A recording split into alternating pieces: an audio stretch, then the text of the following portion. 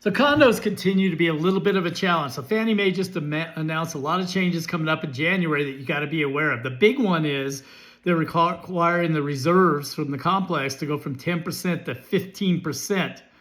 That's like a 30% increase. So we're going to see a lot of HOAs needing to go up. There is an exception on it. If the budget, it's less than 15%, they got a current reserve study, generally within the last 3 years, and funds reserved at the highest level. Sometimes you can get around that. But, we're going to see increases in HOAs coming. Unfortunately, limited reviews being eliminated. So that's where we put down 10%. We had very few questions we asked.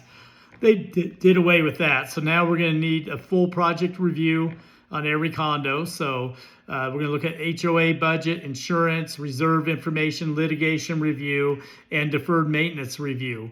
It's just going to take longer. We're going to have a greater focus now on deferred maintenance. So Fannie Mae's really digging in on structural deficiencies, significant deferred maintenance, special assessments related to safety, building inspections, and engineering reports. And they get a hold of a lot of stuff. So it does come up.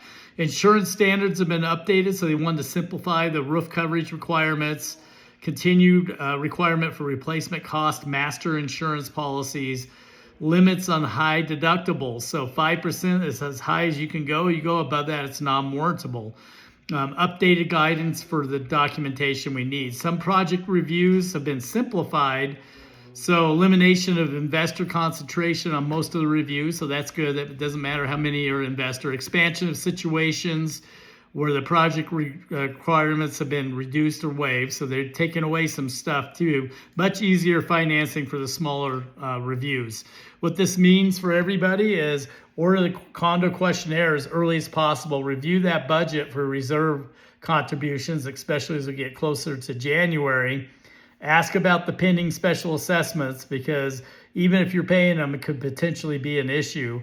Review insurance before underwriting.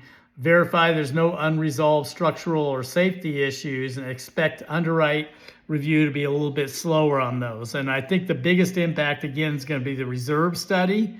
And I think the result is going to be raised HOA dues or conduct updated reserve studies or increase reserve funding to make it warrantable. So we got a challenge coming, but the good news is next week, I'm going to give you a whole plate of non-warrantable condo stuff we can do, because I think a lot of them are going to go non-warrantable, unfortunately. Have a great week.